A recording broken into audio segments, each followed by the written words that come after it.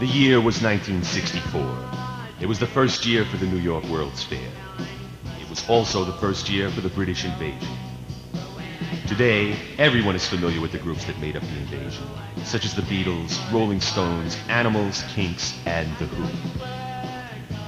However, not everyone is as well aware of the existence of a less well-publicized and considerably more oblique movement sometimes called the Brooklyn Invasion. Of the countless groups to spring out of the barren musical landscape that was America in 1964, one of the most unique and multifaceted of these bands were the Moteens, featuring Steve and Edie.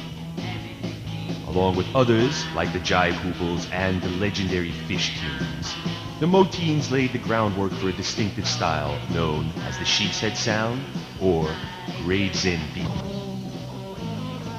Formed in Sheepshead Bay, Brooklyn in February 1964, Steve Fabian, Freddie Avalon, Paulie DeFabio, Tommy Tono, and Edie Washansky were partly known for their top 600 songs like Black is White, Dim Crowd, Hang On Stupid, Concrete and Brick, Hooked on a Ceiling, Stay Now, and the timeless Dumb Girl.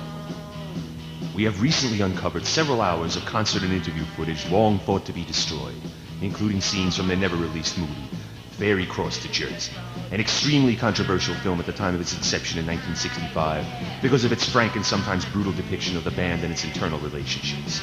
Also bound to raise some eyebrows are the obscure and sometimes confusing references to contemporary musicians, actors, politicians, both alive and dead, although there seems to be some question as to the latter according to the band, and of course the mysterious manager, Fabrizio Shemp Brusco. Here now, in a series of substandard quality film segments, The Moteens.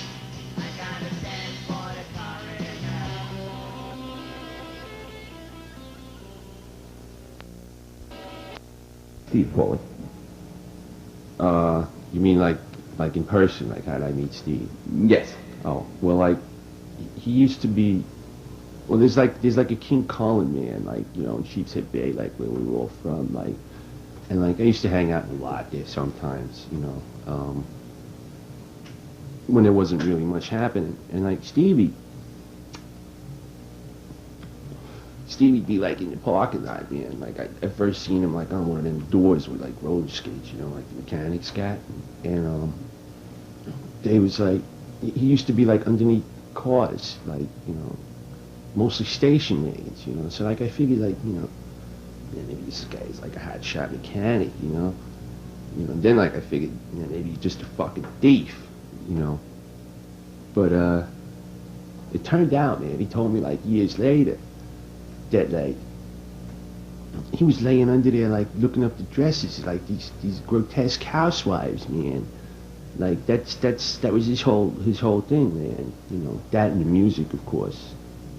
And Steve and Edie both approached me, and oh boy, there was something back then. And they had just lost their last drummer, and they knew I was a conga player with Richie Fidel and the Fidelities, and they thought pretty much of me, and I said I'd do the gig. It was only going to be 1 or 2 gigs or a tour or something like that.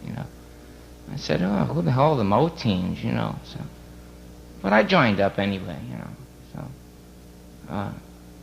That answer your question? Care to tell us how you first met Steve?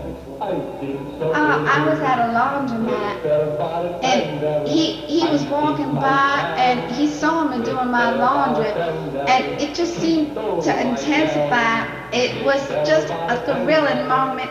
We were watching the machine, and it was just this one happening, one continual spinning of my red pants, and it seemed to hit the minute. I can't even tell you what, but we were just on the same plane or something, and it seemed as though it was just fate. Fate brought us together at that laundromat. Let me tell you, it was just fate. Summer of 1964 found the Moteens in the recording studio for the first time. Financed by the enigmatic Shemp Brusco, these sessions produced the first single, Dim Crowd. It didn't make the charts.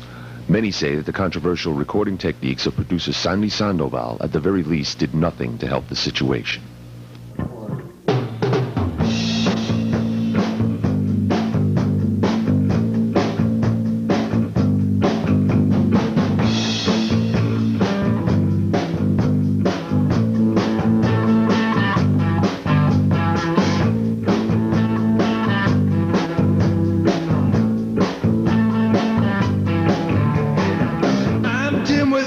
dim crowd. I spin for the dim crowd. I'm in with the dim crowd. I do anything. Baby! They're for me! They're my kind of people. The dim crowd. They're mine.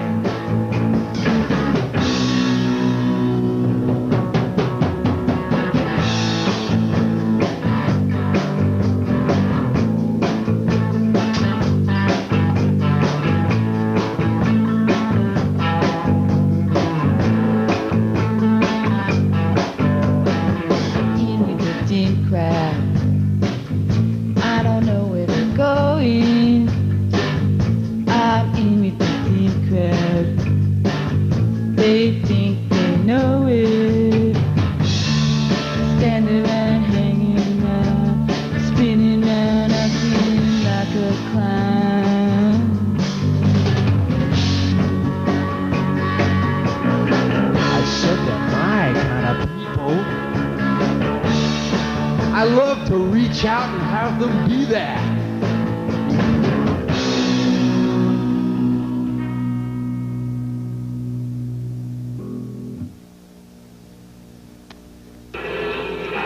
Oh no, man! That sounds terrible, man! Sandoval later went on to destroy the careers of several bands in the 1970s, among them the Spines and the Foreskins. Perhaps part of the problem may have been his total lack of sympathy for whatever style the bands have claimed as their own.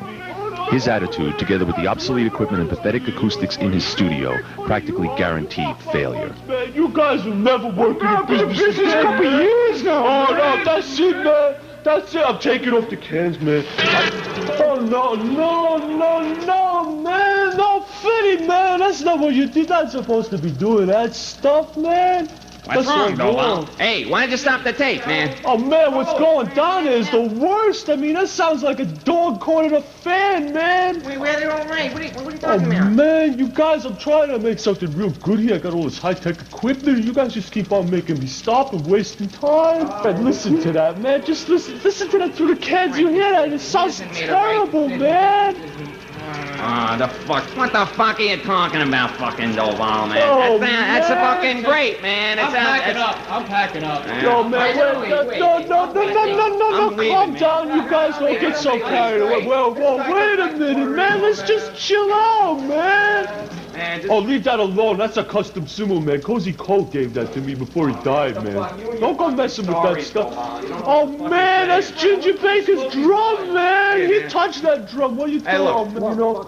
I mean, this tape don't even sound like you guys, man. If you get some money, who is it then? Man. Oh man, wait a minute, it isn't you guys. Oh man. You don't even have a fucking tape on me, Oh, and this he's is the fucked wrong up. tape, man. He can't hear behind those man. glasses anyway. I mean, I don't understand. Oh, you guys should have stopped me. Why weren't you there, man?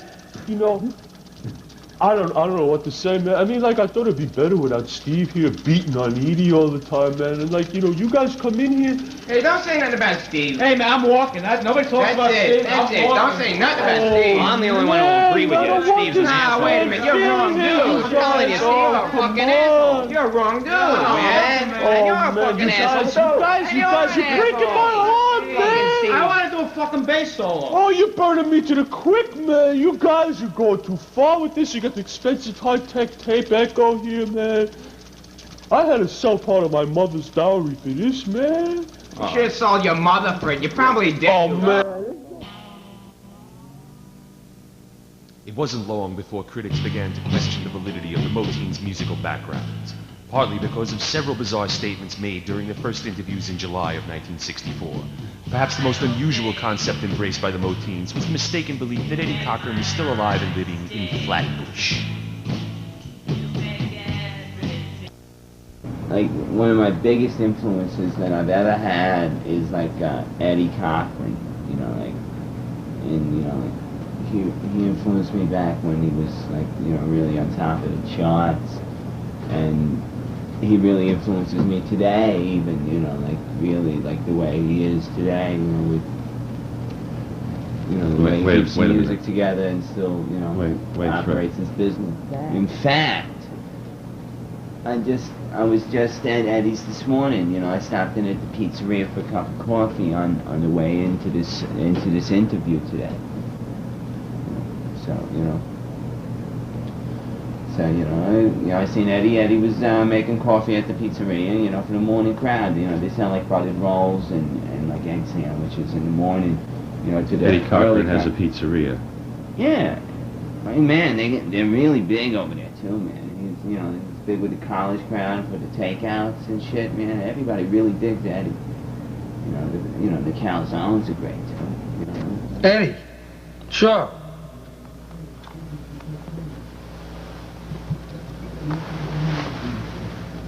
Swell guy. But Eddie Cochran is dead. Tell him. I'd have to say Eddie Cochran, yeah. Yeah. And he's still good to this day. You know, he's going to make another album. Eddie Cochran? Yeah, Eddie Cochran, yeah. He's going to make a comeback album. But Eddie Cochran's been dead for quite a number of years now. Oh, musically, yeah. He's dead, you know, so is Elvis. That's what they... Eddie Cochran was one of my favorites also. I see. Eddie Cochran, man. Eddie Cochran is like, he's got to be like the most one.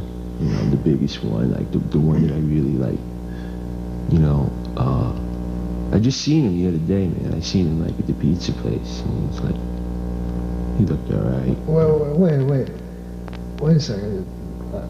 This is like the third person that has told me that they've seen Eddie Cochran. I mean, the guy's dead. I mean, No, man, no. This is a common misconception, man. Like, Eddie Cochran's not dead. Like, he may be dead as far as like playing Europe is, you know? I mean, like, yeah, sure, I'll give you that. But, man, like, you know, the guy's like, you know, he took over the pizza place when his old man got too old, you know? And, like, he's got the Society Orchestra. I mean, like, you know. No, but the guy's dead. He died, like, 14, man, 16 years ago. Yeah, he played a couple big gigs, like, you know, I mean, like, it didn't go over that well, but, like, Eddie Cochran is like, you know, I mean, like, I tried out for Eddie's band, but it didn't work out. By August of 1964, the Moteens had signed with Shemp Brusco and were ready to embark on their first tour. Here in an interview recorded just prior to a concert in East New York, Paulie reminisces about their first public performance.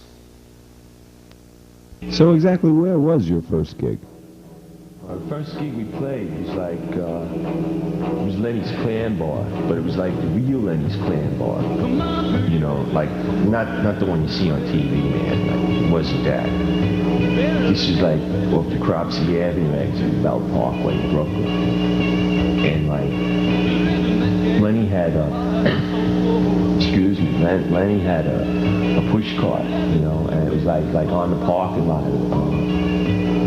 Well, it wasn't exactly on the parking lot. It was like sort of in the alleyway between the parking lot and the sanitation garage, you know, where the dumpsters was at. And like, Lenny used to like, he had a push cart down here, you know, and like he'd sell plans and stuff. And like, he gave us our first big break. He let us like sit there and, you know, set up our stuff and play. And like,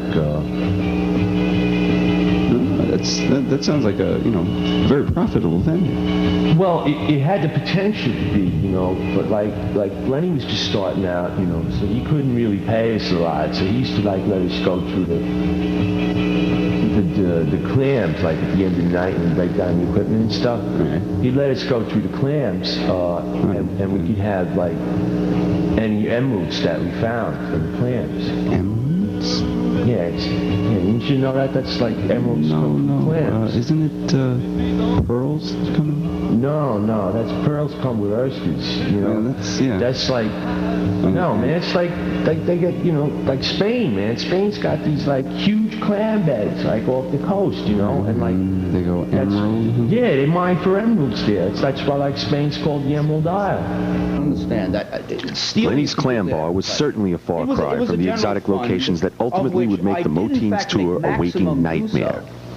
Here now is an excerpt from Shemp Brusco's biography, A Cellar Full of Boys. Was allowed to experience. The biggest complaints was total misrepresentation of locale as far as tour dates went.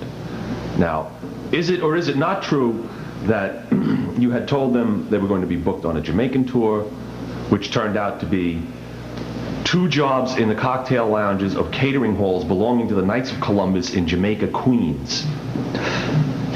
Again, this is an unfortunate misrepresentation.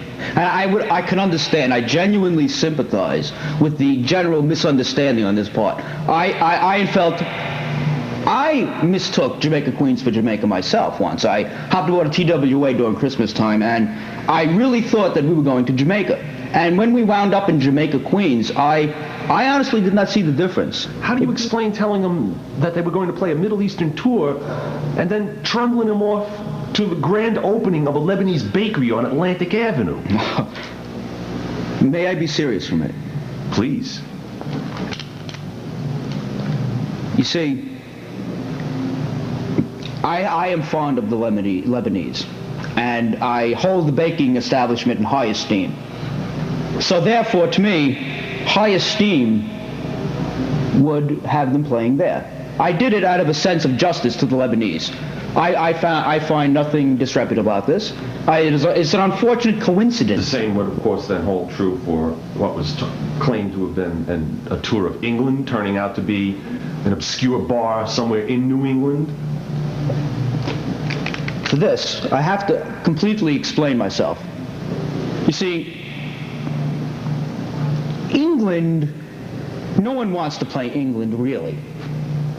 I find this hard to believe. No, this is another this is a vicious rumor. You see, when American rock bands go to tour, they get on a plane. They fly. The plane stops and they get off. As far as they're concerned, they're somewhere. New England, England, it's a name. It's nonsense. This is vicious rumors. I can't stand it. It's nonsense. I'm having a nervous breakdown. As the so-called tour dragged on, Freddie became obsessed with somewhat warped delusions of his own mortality. Stranger still seems to have been his ability to hear into the future, thus confusing himself even further by taking the 1971 hit Freddie's Dead to be a direct reference to his stage presence. Man, you hear what I'm talking about, man? No, man, what are you talking about? Shit, man, it was on the radio and shit, man. I'm telling you. Come on, don't spit it out. Man, it's like the song and shit tells me I'm dead. And I haven't been feeling too good either. Are you nuts, man? So I can't go on tonight. What the fuck are you talking about? It's all like radio. I can't go on tonight, man. It's definitely like that. What do you mean you can't go on tonight? Are you insane, Fred? No, can't you dig it? Are you insane? No, man, like it's a song, I'm telling you, it's telling me I'm dead, and all the records, they're playing our records backwards. How can they possibly, man, have you been reading the choir of me? What's the big fucking deal? Yeah, but just if I'm dead, you know, just try to accept it and shit, man. Well, you just gotta How do you expect me to accept the fact that I'm telling you, man. Dead? How can you be dead and not be dead? Well, I'm dead, and that's, the guy's telling me I'm dead. You know, I'm dead. You put the stuff on the records, they're backwards and shit. I know it all the time. Man, what the fuck are you talking about? Man, it's happening. Just tell me about it. Get the fuck out. You listen to this guy. I'm telling you, man. What are you telling me about it? I know it. Don't tell me. I'll kick your fucking ass. Don't tell me. Fuck out of here. Counterproductive kicking Shut the fuck up. You know, what the fuck you know, man. Fuck you and your one arm. Yeah, you suck anyway, man. I was telling you. What the fuck you picking on me for? Hey, fuck you, man. Fuck you, man. Fuck you. Yeah. Refusal to accept Freddie's demented blatherings usually led to violent confrontations with Paulie, apathetic grunts from Tommy, or when he was present, equally inane drunken rants on Steve's part, culminating in his bungled suicide attempt following a particularly hideous performance at the Apollo, a bar and grill in New Delhi, Indiana.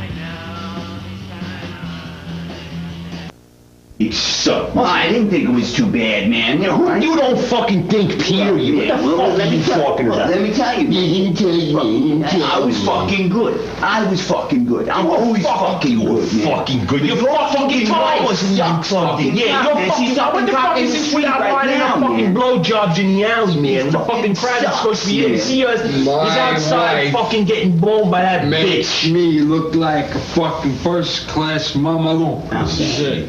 This is it. This is why. I'm kissing off tonight. I've had it. I just finished with everything. Yeah, can I have your car, man? What is he talking Don't about? even run. You want a fucking Mercury? Don't even fucking run. I'll give it to you. Oh, great, I'll give it to you. How about your tattoo? Can I have your tattoo? My tattoo? Sure, man. Why not? I'll wear you dead light, you know. What are you gonna do? You're gonna graft it off me? Man. Holy shit, man. He's got a fucking knife. Yeah, he's gonna fucking loosen his fucking watch, man. He's gonna kill himself. I don't know. What are you fucking... Wow, that's a big fucking knife. Yeah, that's pretty scary. Why don't you just hang out a while, man? Let's go be here with some dope and we'll all feel a little better about this, what the man. fuck, You know? man? I know how I feel. Then you can book out later, man. It's all paid Just for. hang out for a while, man. Everything's paid for. What the fuck are you doing, man? My life. My wife. Well, fuck your wife, man. Yeah, I mean, like, everybody that's what else's everybody fucking says, wife, you know, someone might as else well is say fucking. fucking too, like, right? I am. I mean, like, you know? Fuck it. I don't give a shit. I really don't. I just don't care. I don't live. I don't need it. I don't need any of it. I don't need nothing either, man. Except I do, man. Except Where's the my four fucking $5, bucks, man? you owe me, yeah. It's my fucking $5, but let me have them shoes now, man. Yeah, like, you know. before that get stuck to your feet and rigid mortis. What do you got in your wallet now, man? It might be made out of vinyl or something. Not vinyl. Moroccan leather, man. Oh, fuck that. So fucking vinyl same wallet. fucking thing, Yeah, man. Brusco always gave you better fucking things than us, man. Yeah, he called it that's vinyl. man. Maybe He called it fucking vinyl. Brusco. Yeah, what the fuck, man? Fucking Brusco. You know, I don't sing too fucking bad, you know. Oh, you fucking blow. You know, I could take this guy's place in a fucking second, man. You fucking waste Yeah, the yourself, man. fucking Get out of one here. line you can take the fucking place, man. You know, Fucking, yeah, this would be good to watch, man. just wait a minute, man. That fucking. You want my watch or you want to watch me do it? Well, you know, just Maybe don't cut the both. band, man. I'm on my way. The band's fucking metal. The metal don't go anywhere. It's me. Well, It's my metal fucking against metal, man. You know, this knife looks fucking weird from here, man. Why is the tip bending like that, man? Oh shit, I don't man, see no that's a fucking fake knife. You're a fucking jerk, man. This is a fake fucking knife. Man. What is this shit, It's man? fucking rubber. It's fucking rubber. You're a fucking jerk, man. The Oh, fuck this you gotta do fucking with funny. this? That's fucking great. This fucking Strooms is sitting The over fuck here you gotta laughing do with a with that? fucking rubber knife. Is there anything to eat around here, man? No, just wait for Brusco to get here with the dough. Fucking hungry, man. What happened to that pizza, man? I got a slice right here, man. You fucking take that out of the Oh, pocket? can I have a bite of that before I check out? Oh, man, this is mine. It's got anchovies on it, man. It's got fucking lint on it too, man. Oh, you're fucking Yeah, in your disgusting. What are you jacket? doing, Yeah, man, it keeps it warm under my arm, man. It's Oh, fucking hot. man, you're why fucking it's all disgusting. After a gig, man, you know. Yeah, bro. And you don't gotta put no fucking salt on it, man. You wanna know why there's no Tastes fucking good. crab? Tastes fucking And good. when you Tastes reheat, my when I fucking get dick. home That tastes tonight, man, I'm fucking gonna good. reheat this slice, man. I'm telling you, I'm gonna reheat this slice. You are fucking And home. What are all you the talking fucking air about, is gonna man? burn off on the You got oven. thrown out of the fucking apartment. This is it, man. This is it. This fucking closet behind the parts store. This is fucking it. The cries of outrage raised by Brusco's clumsy handling of the suicide incident had barely subsided when the Moteens had their first encounter with political persecution. Well, man, it's like this. Like, it was really fucked up. Well, one time Jerry Howard booked us on the Lloyd Thaxton show, and like he booked us on the wrong day, and it was really crazy, you know. Like we showed up at like Channel 11, and it was like the wrong day, man. He just gave us the wrong day, and I walked out, and it was kind of dark. And I couldn't see where I was going. And there was this guy standing there in a captain's suit, you know, and I thought he was like a men's room attendant, man. So like I pissed in his hat, you know, and like we got blackballed, man. And I later found out the guy was Captain Jack McCarthy. And that was our first experience with McCarthyism, man.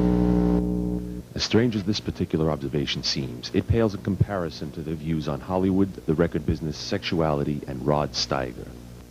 We were in New York, like, we were in the RCA building, right? And, like, I saw, like, the most disgusting thing I'd ever seen in my life. And I went in the bathroom, like, to take a leak, you know? And, like, in the urinal next to me is this guy in like a business suit, on his hands and knees eating a piece of urine-soaked bread. I mean, that's sick, right? I mean, like, who's gonna do that? You know? So I sly wrapped him in the head and took his wallet. But it's like, it turns out he was one of the guys, like, with RCA that was like, you know, supposed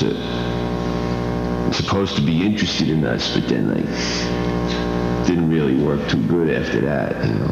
But I mean, like, you know, there's faggots all over the place, man. Like when we was out in Hollywood, when we was doing the movie, when we was doing the picture,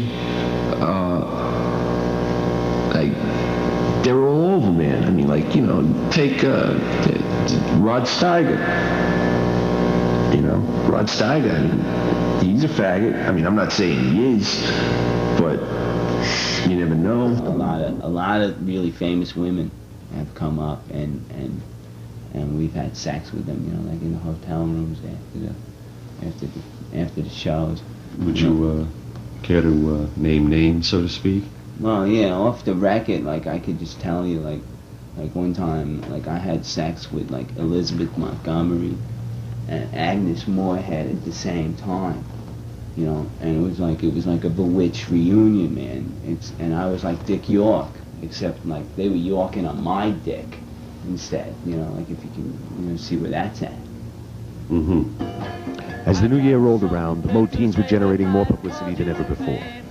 Unfortunately, ineptitude coupled with Edie's bizarre sexual gyrations guaranteed that it would all be bad. In the same week that Stay Now failed to chart, the band found themselves under attack by religious circles as well.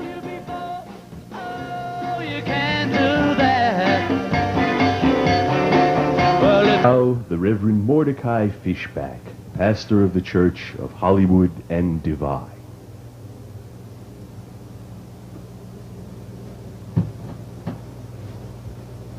My friends, this music is against God. It is a menace to our Christian way of life. This menace, this insidious thing was coming over the radios of America. It was taking over America's youth. It was taking over America's children. It was rubbing up against their bodies. It was getting into their clothes. It was reaching into their hearts, into their minds, into their souls.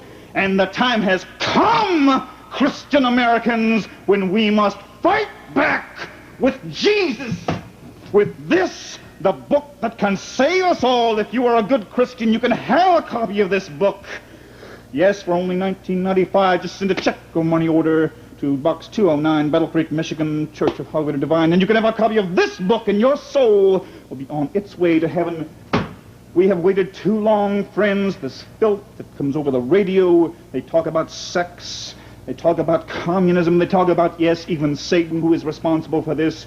Do you know? Well, you are responsible, ladies and gentlemen. You are the ones who have let this thing go on because you have been taken over by Christ. Well, let me tell you, that is the fear of the devil that is in you. And it should be the fear of God. And I say that, friends, when you hear this music, you must change the way you react to this music. You must not be afraid of it. You must not back down from it.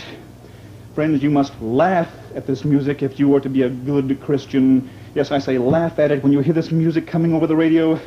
I want you to stand back, take a good listen, and give yourself a good belly laugh for Christ. I want you to listen to that music and give a good laugh. I'm telling you, give me a good laugh right now. Let's all laugh together for Christ. I'm saying,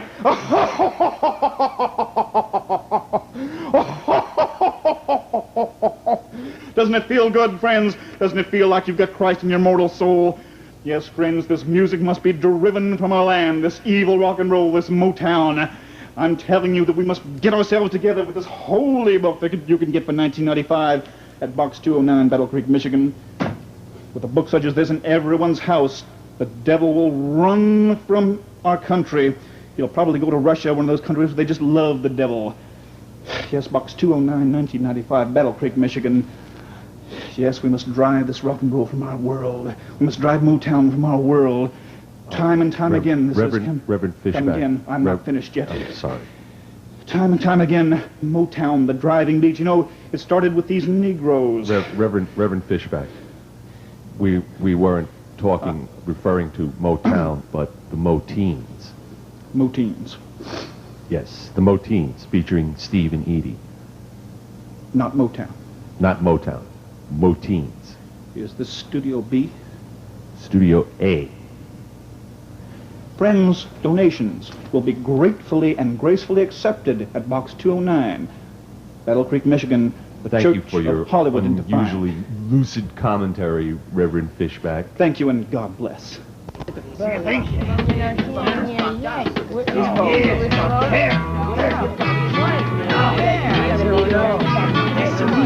In the spring of 1965, after Concrete and Brick had cracked the top 200 in Fargo, North Dakota, the Moteens embarked literally on their first motion picture venture, Ferry Cross to Jersey. The band was riding high in more ways than one by now. Shemp Rusko had succeeded in gaining control of both Paulie's and Freddie's loyalties by becoming their spiritual guide. This, of course, was his by now familiar distortion of reality. The simple fact of the matter was that they were now tied to Brusco by their addiction to hard drugs. This would explain the confusion when asked to describe the movie's plot. Yeah, it was called Ferry Cross to Jersey, you know. Right. And it's like, you know, kind of like a weird scene. It's like a cross between a weird scene and like something that don't make no sense. You know? It stars like us and Edie, you know, like Edie's like really the main star of the film. And, you know, she has this job where she's with like a Russian czar who like sends thugs to Indonesia, you know, and we just spend the rest of the movie like looking around, you know, to different places like in Jersey looking for her. You know, it's really interesting. You know, like we go everywhere in Jersey. Fortunately, the only footage of the movie still in existence is a clip showing the Moteens boarding the ferry in search of Edie, who has been kidnapped by the Fat Turk.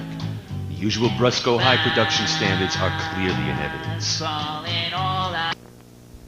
Where the hell is Edie?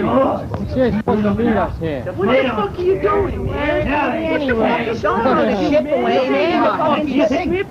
Oh, man. What the fuck is Mr. Boatman? Mr. fucking Boatman? It missed. Holy shit, look at the point! Oh, my God. You see, like, the idiot turkey to go. It's paid for. Do you think? Paid for. It's paid for. Who paid it? We're the Moteens, man. Have you seen Edie, man? Is that Jersey over there? Yeah, Jersey. Yeah. Put it in the room. Hey, what are you doing, man? What are you doing? Doing 16 years. You know what you're doing? Yeah, what the fuck? Where the fuck? Brusco coming, man. I'd like to get him to the fucking dope.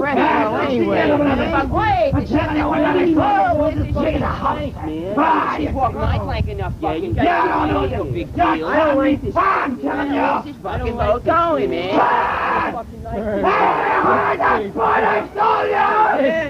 I'm telling you. It was this big up there on the front. Man, let's get out. Let's go, man. I really haven't done longer than Hey, what is this? What the hell is champagne? It was no whale, I'm telling you. Oh, no. Oh, man, this guy's fucked up. That's one of my It's anyway. I can't trust. I can't trust.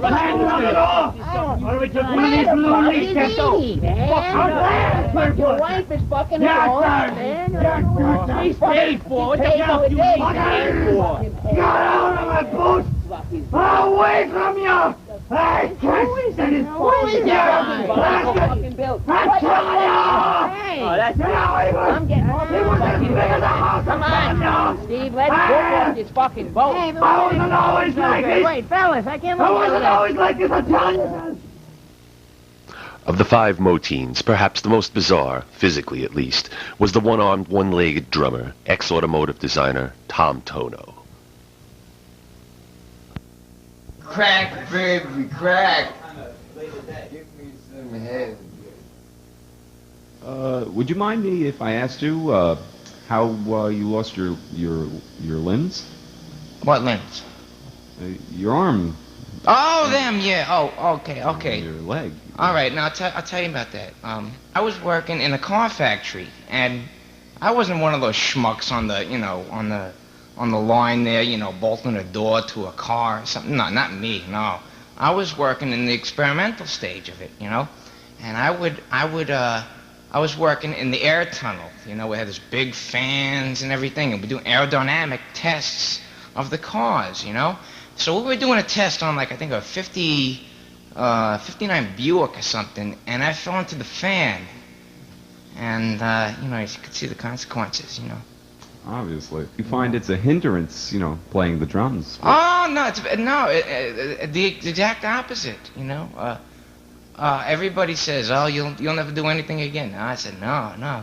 I could do with one hand and one foot what most of these pop drummers could do with both. Yeah. And I have. Yeah, you could hear the records. Yeah, that ain't no studio musician, that's me. Yeah, the records don't lie. No. Tommy, would you mind showing us how you developed your style on the drums? Well, it took a while, but a handicap is really no handicap. Like, I replaced the right hand. I could do the right beat with the cymbal here, like the hi-hat, right? And the left hand would do as usual, like, and I do the accents with the left hand. I have to. Well, I got no right hand, right? So.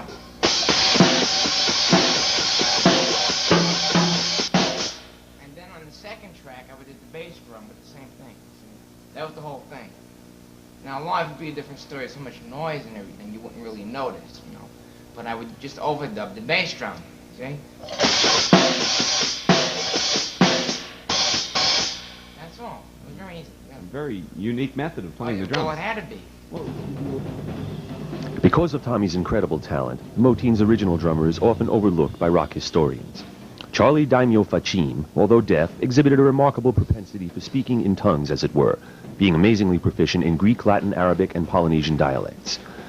This proved little help, however, in communicating, since he spoke no English. If nothing else, Charlie's abrupt death on a well-known New York talk show in January of 1964 assures him some sort of immortality, however futile. Welcome back, my friends. We're back with many luminaries from every corner of the show business world, brought to you by Hoffman Soda, my friends. With us, Charlie Daimyo Facim of the Moteens. Charlie, it's nice to see someone of the younger group coming here on this show with us. There seems to be a bit of a problem with his microphone. Would you care to tell us how you find yourself in the position of people like Frank Sinatra? There seems to also be a bit of a problem with the seating over there. Ray, could we get a man over to take a look at that?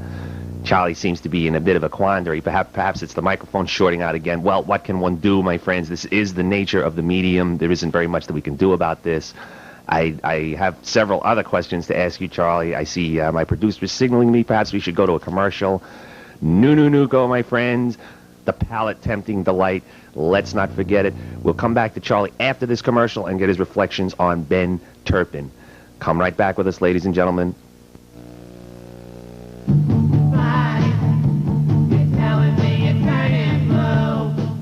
By the fall of 1965, agents had also tired of the constant bickering, to say nothing of the band's almost non-existent musical talents. This scene from a documentary produced by KFOO-TV Los Alamos shows a pre-show confrontation with rock promoter Roscoe Fezziwig. The date is October 20th. David, we're playing. Hey, you guys know you're getting on in another hour? Where's Stephen E? Stephen E, I don't know, man. We ain't seen him. I laid out good money for you guys, I printed up 100 flyers. I had a couple little Puerto Ricans run around town, staple them up on telephone poles. I spent a lot of money on you guys, Things will work out, all right. But where's he? Where's Stephen E? This guy's dead over here. He can't go on. What kind of shit is this? This guy's got one arm and one leg. Kind of bullshit. He's not, this guy's good, man. Tommy's one of the most innovative drummers. Obviously he's in a bit. How else can he play with one arm and one leg? No, you guys got 40 minutes to get your shit together. You guys are going to be mine. I gotta tell you, because I laid out a lot of money for you guys. You made any I laid out a lot of money. Let's lay out a super talk about you guys in my club tonight. That's all you do. You guys gotta go on. That's it. You never play no place ever again. You understand? What? You will play no place ever you can't do that. Never. I'll blackboard you there. You can't do that. I'll blackboard you there. That's it. That's it. Stevie, 40 minutes. That's it. 40 minutes. Forget it. Fuck you, man. Fuck you.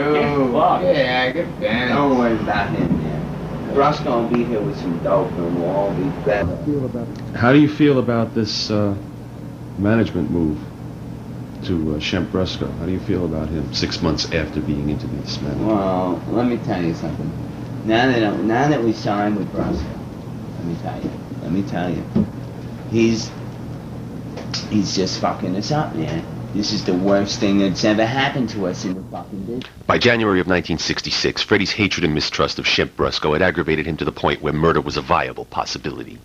Needless to say, it was carried off with typical ineptitude. Into fucking, like, Pizza Huts along the fucking, you know, from here to fucking, you know, like, all the way, you know, all over the place, man. Fucking gas stations, like Flying A, man. They were out of business and shit. It's fucked up, man. And I'm telling you, I'm gonna waste the motherfucker. And I went to this guy and I told him to get me a Browning 9mm gun. So I can waste the motherfucker. I give the guy $50. He comes back to me and he says, here it is. Okay. So it's in a bag, you know, I don't open it up. I go to the hotel and Brusco's coming out from signing some sort of deal. And I see him from the fucking balcony of the room, man. So I open up the package and I get this fucking thing here. It's a fucking Brownie 8mm. And I get this fucking camera shot of him, man. It's fucked up. It really is. And all I got is some fucking, like, really bad footage of fucking Shemp Brusco. Brusco's interpretation of the incident shows his usual flair for the absurd. Well, one final question here, Brusco. You had said earlier that you feel on good terms with the members of the band. Absolutely. Yet Fred had said that he had actually attempted to kill you, and only through some amount of confusion in the type of weapon he'd gotten did he fail.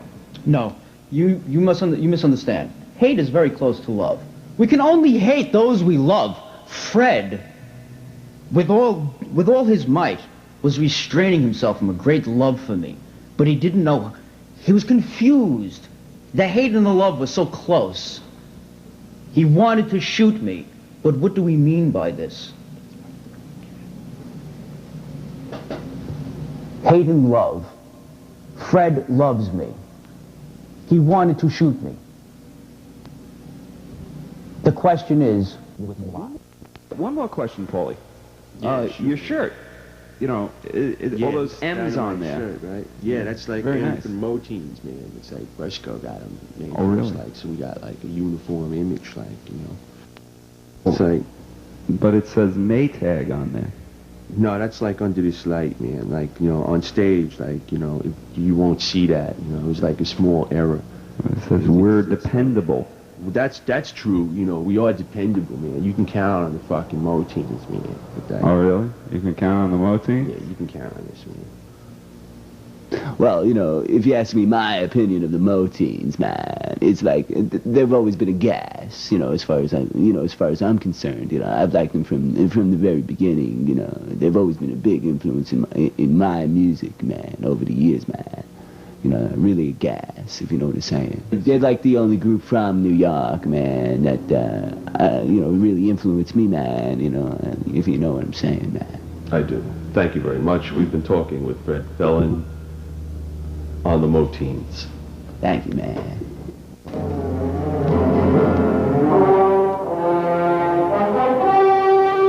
Inspired, no doubt, by the almost universally scathing reviews of their concerts, and reinforced by countless lawsuits generated in the wake of the Moteens film, the federal government had earlier granted approval to local law enforcement agencies to begin covert surveillance of Shemp Brusco's management activities. Since Ferry Cross, New Jersey had become the first film in history to make money by not being distributed, charges of extortion and racketeering were now being leveled against Brusco. The following clip shows Brusco in June of 1966 in conference with alleged mob capo Vito the Claude Bacala.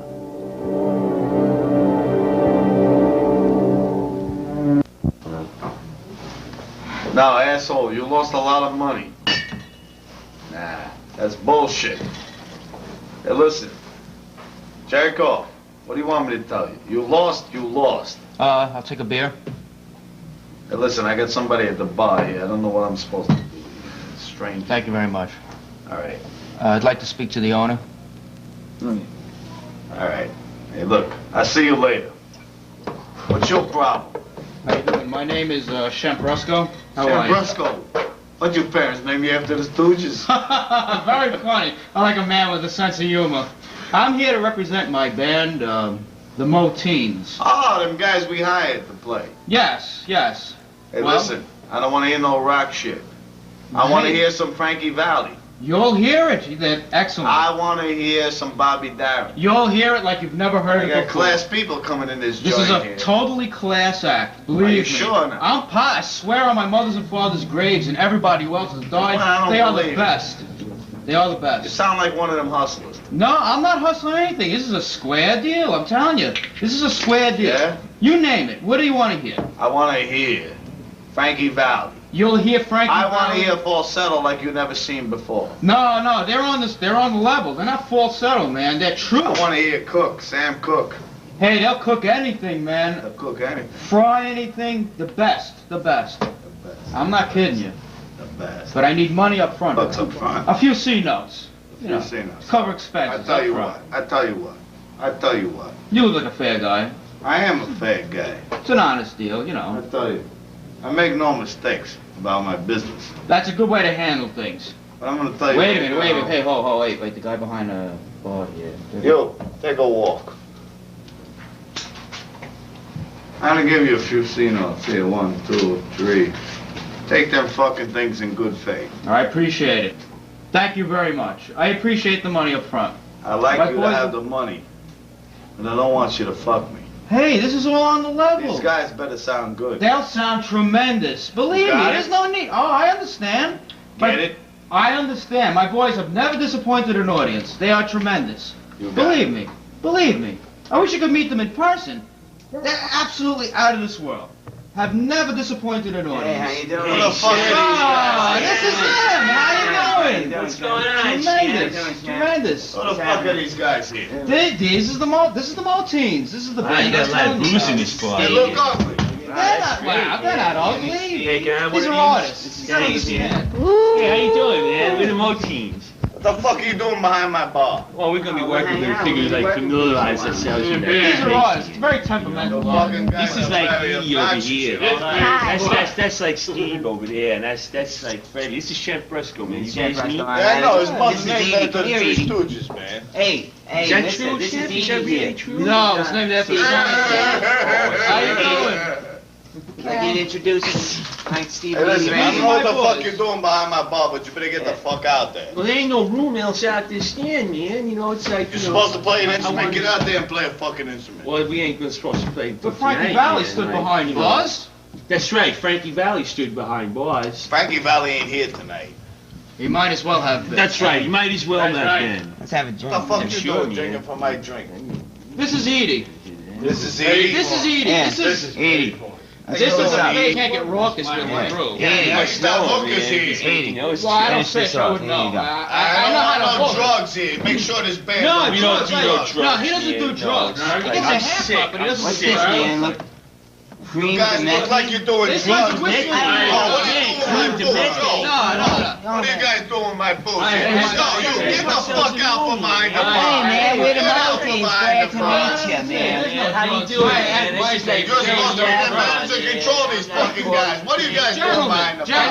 Gentlemen. Hi, Chef. How you doing, gentlemen? I Give want us them the to play. call. Get them out there to play. They will. They will. This place is Oh, I alright. paid I don't you think money I to play. Oh, they're good. I'm telling you. These No, guys are good. I want them to fucking play. Whoa, man. What? Whoa, like, wait a second, I want you to Jack. play. Hey, Get don't out. go point that Get out. fucking thing. Let's get out. Oh, man, forget it. Maybe we should clear it Forget up. it. All right. Forget it. Get out of I've here. heard this. Get the fuck out of Hey, here. Chef, you got a couple of dollars? Oh, wait. I want to hear some fucking Barry Manilow. Here's a buck. Go buy yourself a Wow, man. Some Barry. Thanks a Oh, lot. what are you plumbing quarters? Get out of here. Let's go. Get out of here. These are good guys. By the spring of 1967, the Moteens were four of them. Edie's spreading fame as an alleged chanteuse was causing her to spend less and less time with the band. Shemprusco, in a pathetic attempt to, in his words, meet his obligations, had taken to hiring derelicts, dressing them in blonde wigs, and pushing them on stage during their final tour. Steve, his brain at this point hormonal by psychedelics, seemed willing to accept anything so long as Brusco kept his supply of drugs constant.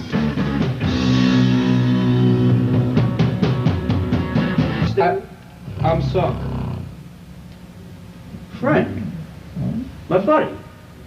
My friend. How are you? Glad to meet your acquaintance. Hey, careful there. You know, you ever consider being a blonde? Want to make a couple of bucks as a blonde? Yeah. You go, no, I don't drink, I just swallow. I'm busy smoking to boot. Listen. Are you my baby? No, I'm not your baby. You could be my baby, though. You could be everybody's baby. You get yourself on stage for a couple of bucks. You want to make a couple of bucks? You go on stage, put this blonde wig on, right? You shake around, and you're everybody's sweetheart. You do it for my boys. You'll be in a band. You'll be a star. Come on. It's tremendous. I'll tell you, you have a great time. Yeah, that's the way to do it. You're already doing great. Look at that.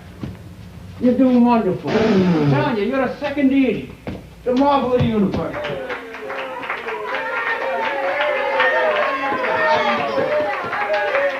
Hey, I'd like to welcome you people here tonight. Shut up! I'd like to welcome you people here tonight to Lupo's Slide Away. But first I want to tell you that I got to hand it to the ambulance drivers that got Tommy in here tonight. It was an ordeal, you know what I mean? Hey, get a waitress over here. These people ain't spending any money. We got a great show for you tonight. The name of the band is the Moteens, and here they are.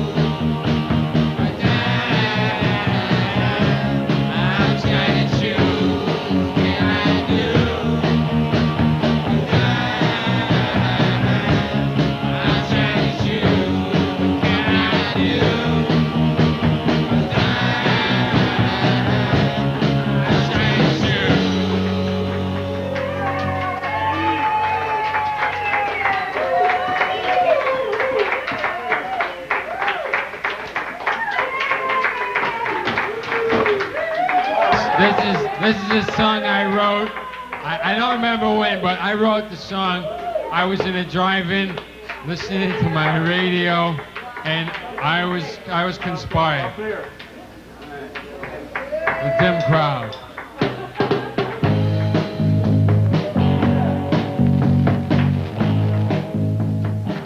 By June of '67, the end was near. The footage you are now seeing was shot at the last known public appearance of the Moteens in Piltdown, New Jersey. By capturing the band during perhaps its most abysmal performance, Brusco's film crew has inadvertently provided the Moteens with the perfect epitaph.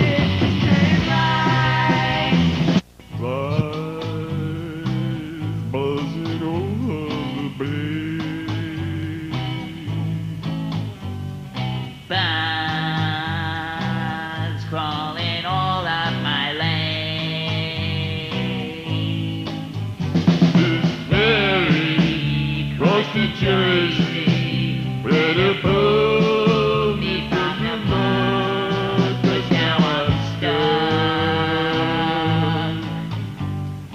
Eels swimming everywhere.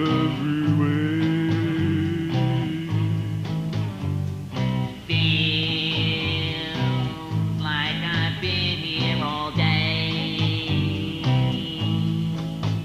This ferry crossed to Jersey, making me feel like a train. Where's that fat train? Where's that fat train? Where's that fat train?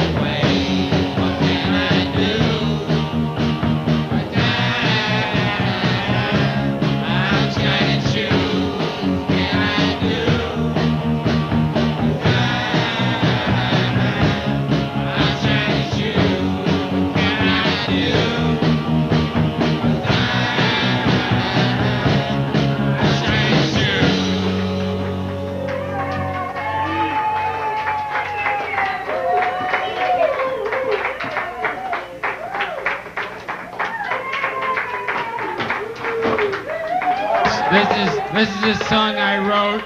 I don't remember when, but I wrote the song. I was in a drive-in listening to my radio, and I was conspired. The dim crowd.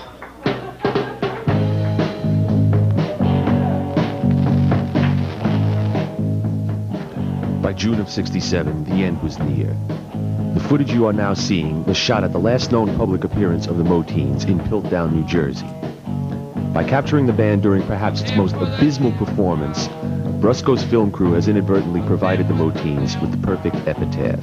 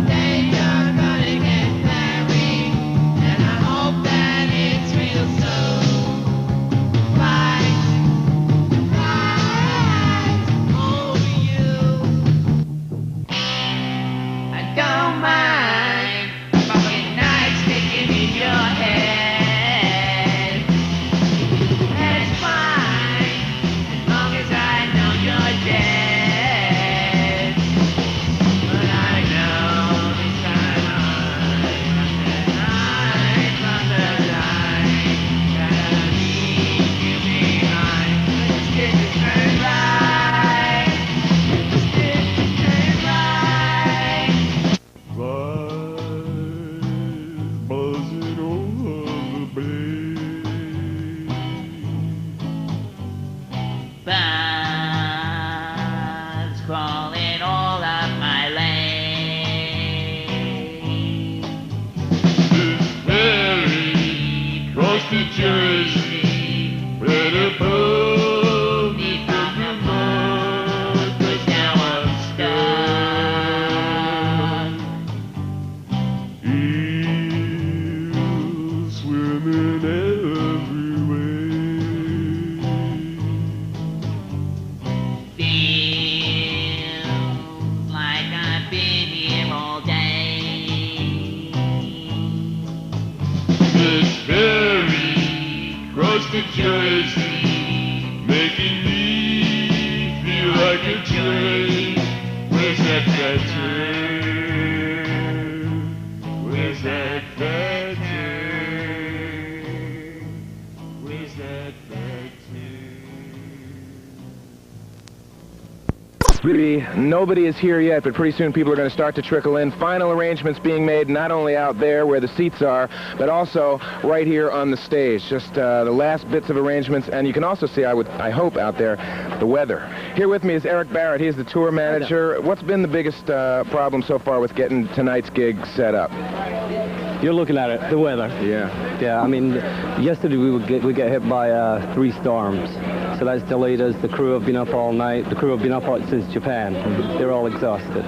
This is a mega tour. In terms of like semis and stuff, what are we talking about here? We lost count. We keep adding them. We're still adding them. What number are you up to?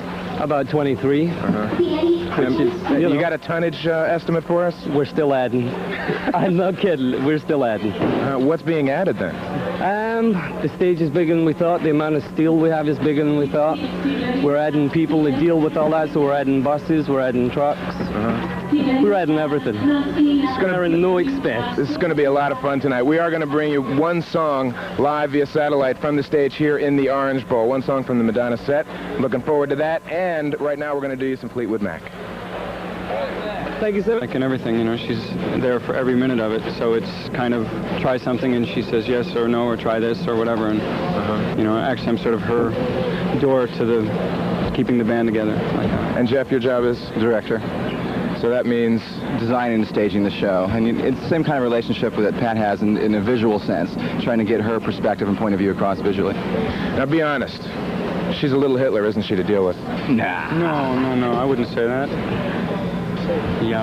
But she is intimately involved, and she's intimately involved in all aspects, is she not? Oh, absolutely. Again, it's really our job is to really get across to the audience what she wants to say. What was the last thing that she yelled at you about? I forget. It's such a soup bowl of screaming. No, it's not bad, really. I mean, you just do what needs to get done, that's all. I don't even remember. We're going to see the results of their work and, of course, Madonna's work a little bit later on this evening as MTV brings you one song live via satellite from the stage. But in the meantime, we've got the cutting. With the rain and everything, there's been a problem. Excuse me, sir? Yes, can I help you? This song, we promised them a song. Can we give them a song? What happened to the song? Doo-dah. There will be a lot more song, and probably even a song that Madonna will sing for us a little bit later, I guess. Yeah, she'll be out singing a whole bunch of songs. I think you'll love it, Yeah. Wait, let me get more sincere. I think you'll like it. It'll be great, really. Well, shabba-doo. We are definitely going to give you that song as soon as we can. Don't worry. It's not happening right now, but it's just a small technical difficulty. Absolutely no problem at all, and we're going to fix it up for you, okay? Thank you very much.